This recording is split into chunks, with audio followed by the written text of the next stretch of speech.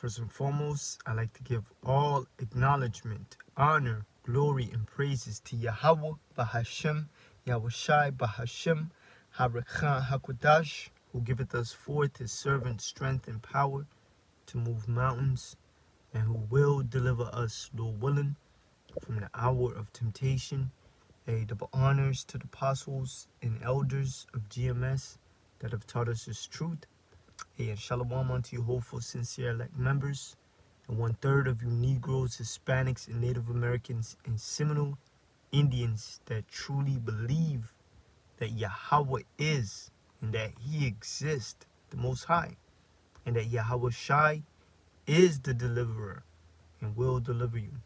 Hey, shalom unto you. I'm the brother Ibadia from the Los Angeles GMS camp, and we're currently teaching in the San Fernando Valley.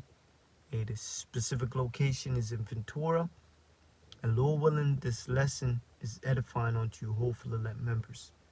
So today, none of us could say this right here: for nothing common or unclean had at any time entered into my mouth. Now Peter, when he saw the vision, of the creeping things, of the fowls of the airs, and which the Lord was showing him, pretty much a vision, which represents the Israelite foreigners. All right? It's not talking about food, but Peter thought that it was about food.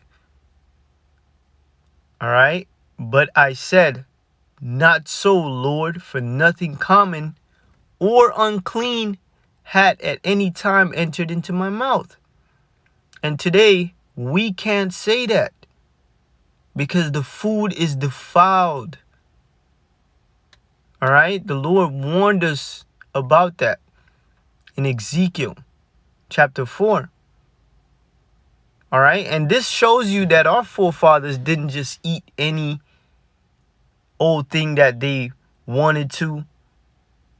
All right? They didn't eat any unclean pork, shrimp, lobster.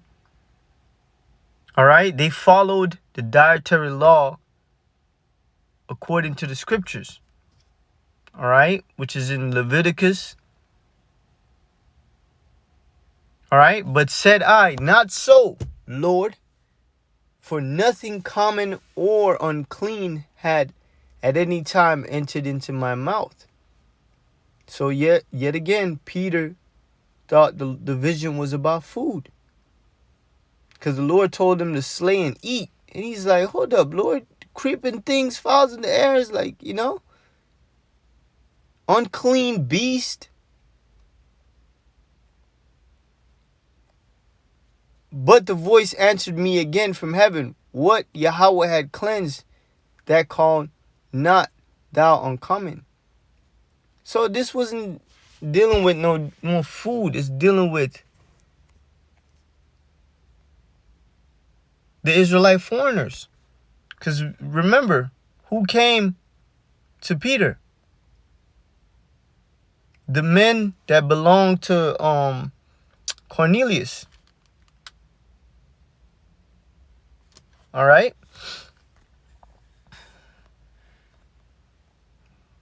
Now, the inspiration of this video was inspired by this. Because today we can't say that no unclean thing have gone through our mouth. Because we don't know how defiled our food is. Our food is mixed in with bugs, creeping things. Some of them squashed, some of them used as damn food coloring. All right? And then the meat, oh man, let's not get started with the meat. The meat is strangled. The animals are mistreated. All right? And the Lord told us not to eat no kill no animal by strangulation. All right? Now, check this out, man. This inspired this lesson. I saw a TikTok where it said sift your rice because rice weevils. What? So that's what that's what I'm about to do right now. But I'm looking for something.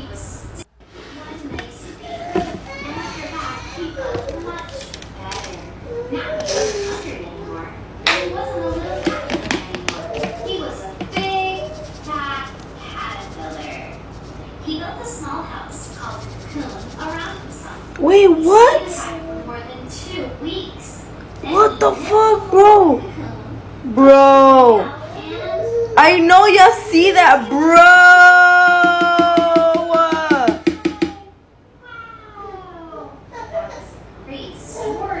Now, if you're eating rice without washing the rice, you're a nasty ass.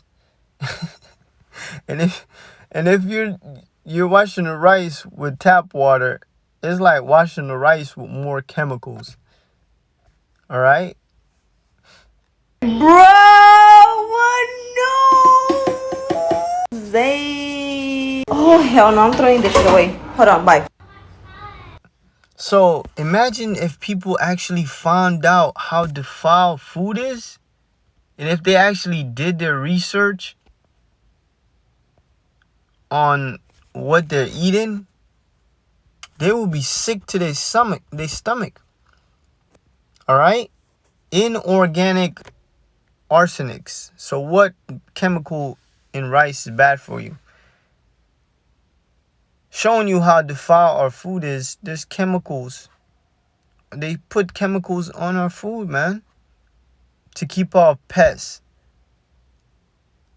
You know?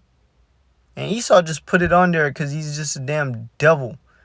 That's because rice contains an inorganic arsenic, a potentially toxic metal that can cause health problems with chronic exposure. Bro, this man, he puts this out on the internet. This is all accessible. And nobody's getting indicted. No one is making a fuss about these things. They accept it. Chronic exposure is continuous or repeated contact with a toxic substance over a long period of time, months or years. If a chemical is used every day on the job, the exposure would be chronic. Some chemicals can lead to buildup in the body. So our bodies are building these chemicals up.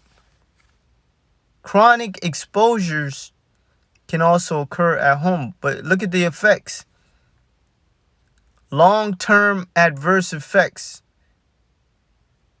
Cancer, tumor, skin, genetic effects. Damn. Give you brain problems. All right, a lot of metals. So our food is just defiled, man. That's why the Lord had Ezekiel make the food with cow dung. But at first, the Lord was going to tell Ezekiel to include shit from man. All right, showing you the extremeness of how defiled our food is going to be, man. Ezekiel 4:12, and thou shalt eat it as barley cakes. Wait, Salakia. Yeah. And thou shalt bake it with dung. What is dung? Dung, think of the concept of dung. Dung is waste. A bunch of chemicals that your body see unfit for your body to absorb, or disposable waste. That's what dung is. All right? A ball of dung. Pretty much shit. All right? Human doo-doo.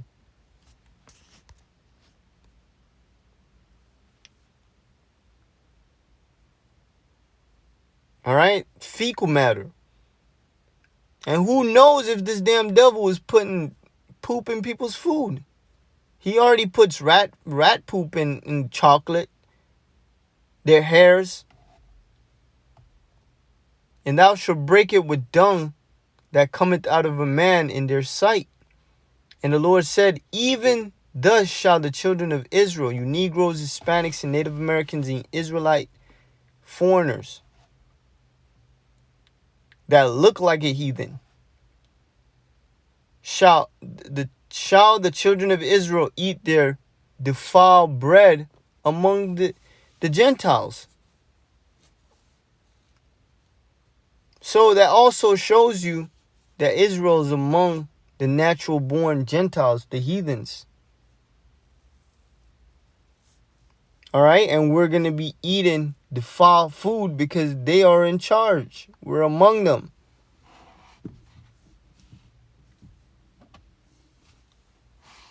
Whether I will drive them, meaning we ain't going to be in the land.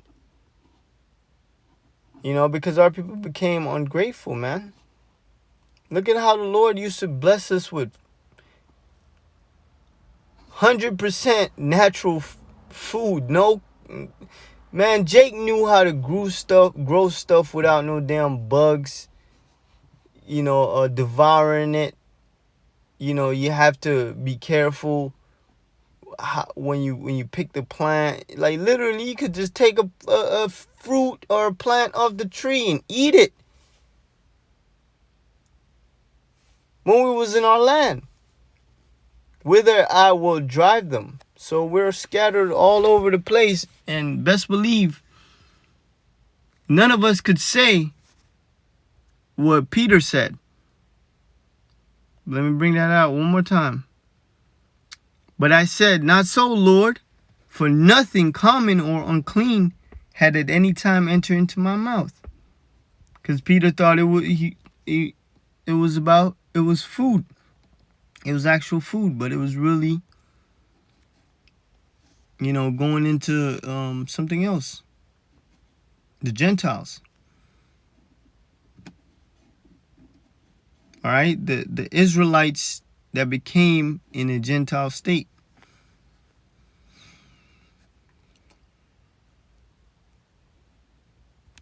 So let's get this, go back here. All right, because our food is defiled, man. Hold up. And the Lord warned us about it. Defiled. Let's look up the word defiled.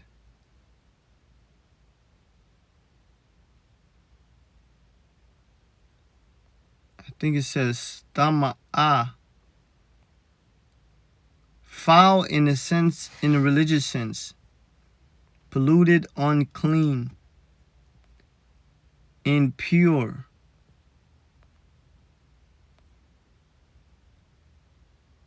All right. Yep.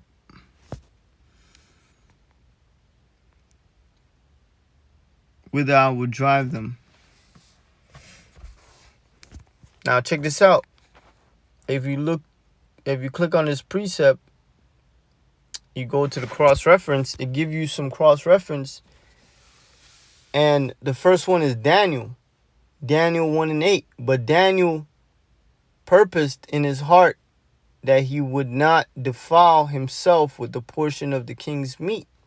So Daniel, he refrained and refused to eat the king's meat because the heathens truly, like I was watching this documentary type, discovery type thing where Esau went over there to Africa, and a lot of them Hamites, the nomad tribes, they like to strangle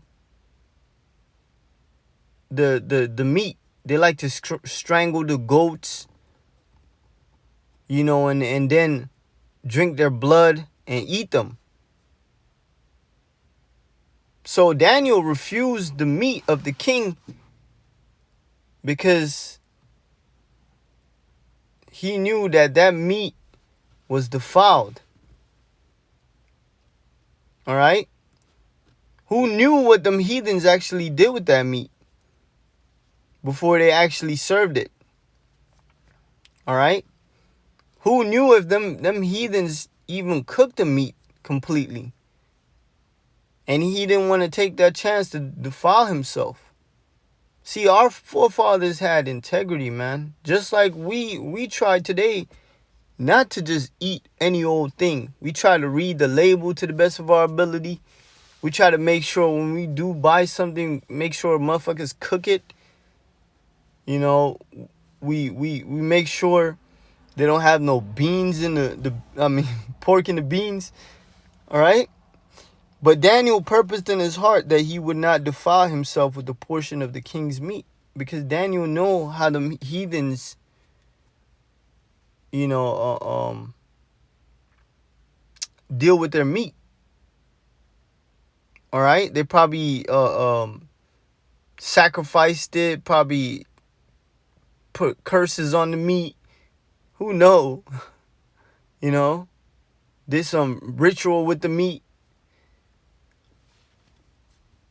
Nor with the wine which he drank. Therefore he requested of the prince of the eunuchs that he might not defile himself. All right, because who knows what these damn heathens do with the meat that they're serving. All right? Just like today. Look at what them damn gooks are doing. They'll tell you that they're giving you chicken and it's fucking rat. All right? It's rat. It's probably some other meat, dog meat. Who knows? Hosea 9:3. They shall not dwell in the Lord's land, but Ephraim shall return to Egypt, and they shall eat unclean things in Assyria. See? Unclean things. So this ain't nothing new, man. Nothing new under the sun. Every time the Lord gave us over into the hand of our enemies, our enemies didn't keep the law. They eat what the hell they want to eat.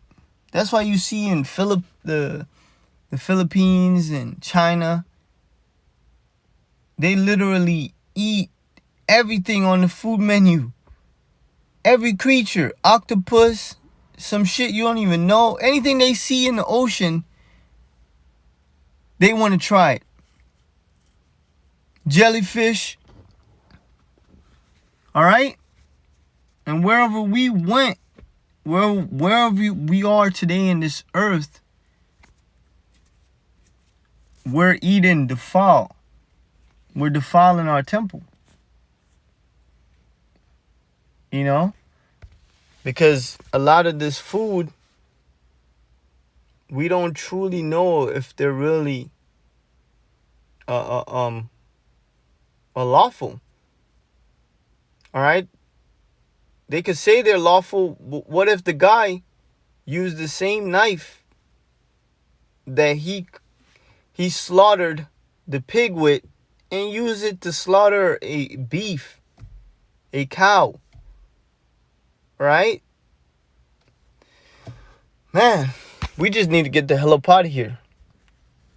Because the next step Esau is talking about to curb this famine is pretty much cannibalism by the way of DNA.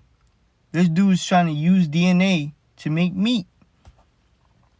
Who knows, man, that beyond meat or even some of this vegan food, man, this place is just, we gotta get the hell up out of here, man.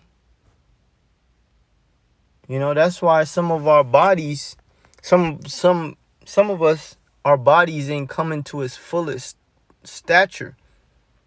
Because we ain't eating food that actually give you nutrients, or even eating lawful food, man. All right? And this doesn't mean that we eat, carelessly. No, we try our best to not eat food that obviously have stuff in them like yellow 5 and so forth, man, which we know is pork.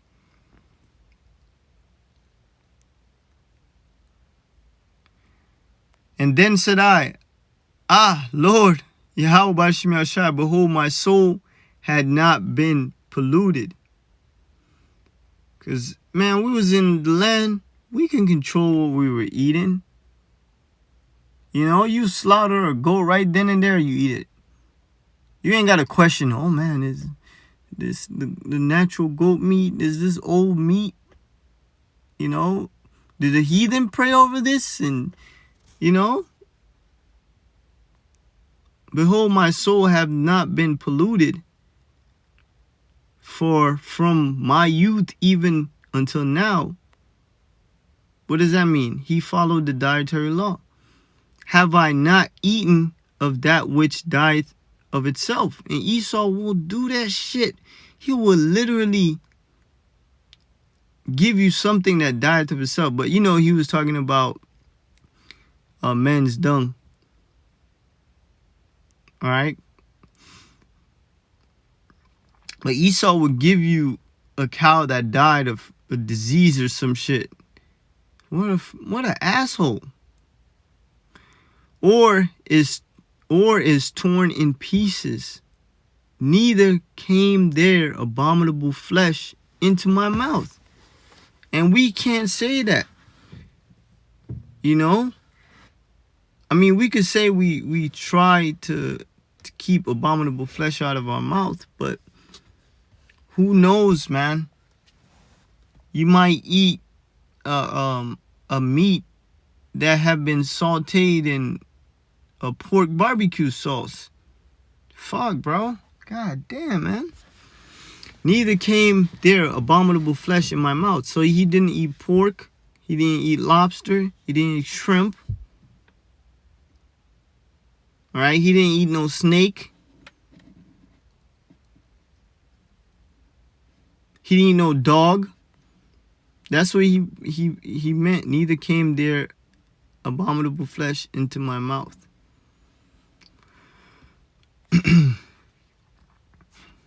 Then he said unto me, Lo, I have given thee cow's dung for man's dung, and thou shalt prepare thy bread therewith. And this was a great example. All right, this was probably wasn't the greatest thing for Ezekiel, but it's for edification, because this is the reality of living with fucking heathens, man. This is the extreme. Just because we don't want to keep the law, statutes, and commandments, man. But we understand it's all the Lord's will. Man, this is hell, bro. Moreover, he said unto me, Son of man, behold, I will break the staff of bread in Jerusalem, and they shall eat bread by weight and with care. So, hey, famine, all right, rationing. And they shall drink water by measure and with astonishment.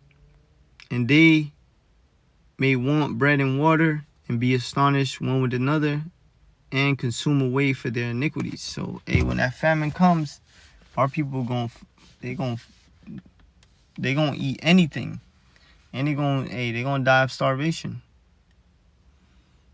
But the point was made, man. Right now, this food is just literally Satan's food right now, because he has defiled the fuck out of it. He goes out of his way just to defile the food.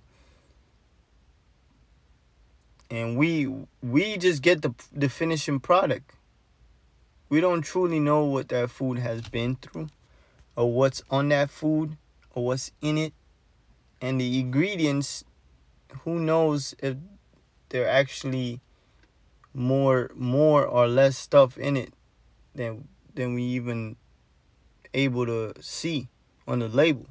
I mean, on the ingredients. All right, but hold up. Let's get a finishing scripture.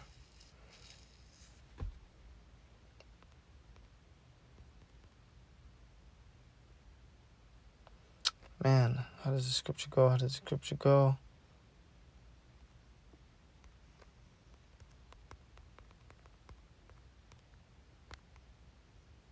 Vineyard. Yeah, scripture said we got to go to the enemy for the one of all things.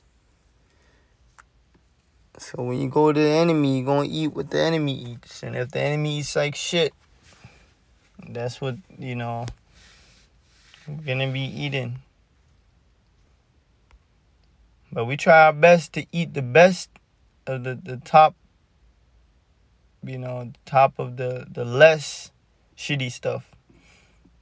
All right, which is so-called organic, but we know damn well.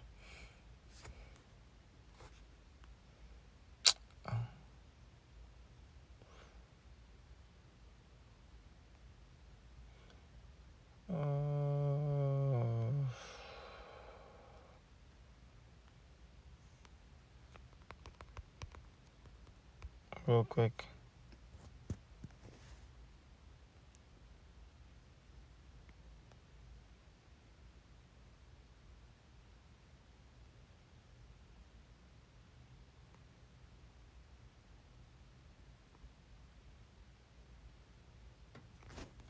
Oh man, what's that scripture that talks about us like literally going back to the land and just being able to enjoy the fruits of our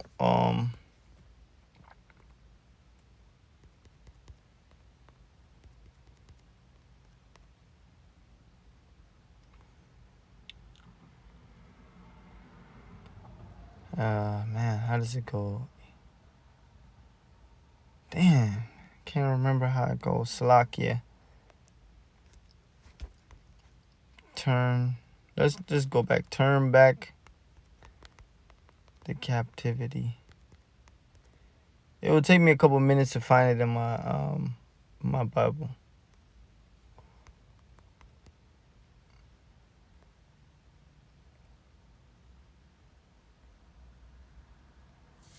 Psalms 126. When the Lord turned again the captivity of Zion, we were like them that dream.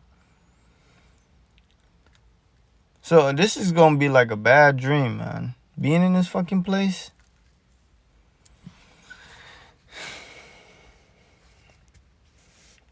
And then you wake up. Then was our mouth filled with laughter and our tongue with singing. Then said they among the heathen, the Lord had done great things for them. The Lord had done great things for us, whereof we are glad. So we're going to boast in the Lord. Turn again our captivity, O Lord, as the streams in the south. They that sow in tears shall reap in joy. Hear that? Reap in joy. We ain't going to have to worry about none of this fucking defilement. None of this polluted, being polluted crap, man. Man, I still want that precept where it says we gonna eat of our own. Eat of our own vineyard.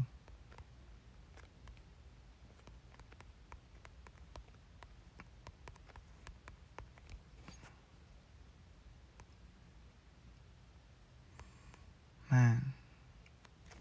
Yes. Dead. I think this is one of them.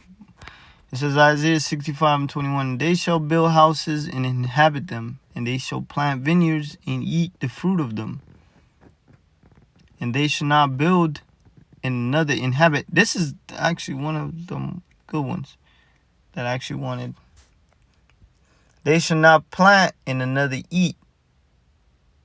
So as the days of the trees are the days of my people, and mine elect shall long enjoy the work of their hand. They shall not labor in vain, nor bring forth for trouble, for they are the seed of the blessed of the Lord, and their offspring with them. So we're going to be forever blessed, man. We're going to grow our own shit. You know what I mean? Say shit. We're going to grow our own crops and eat of them. All right? We ain't going to have to deal with no supermarket and then farmers and worry about chemicals and shit like that. Hell no, man. It says they shall plant vineyards and eat of the fruit of them. Not only vineyards and stuff, you know, herbs and the animals. All right? Lord willing, this was edifying and to the point, giving all praise to Yahweh Shemel Shai and double honors to the apostles and elders of GMS. Hey, shalom.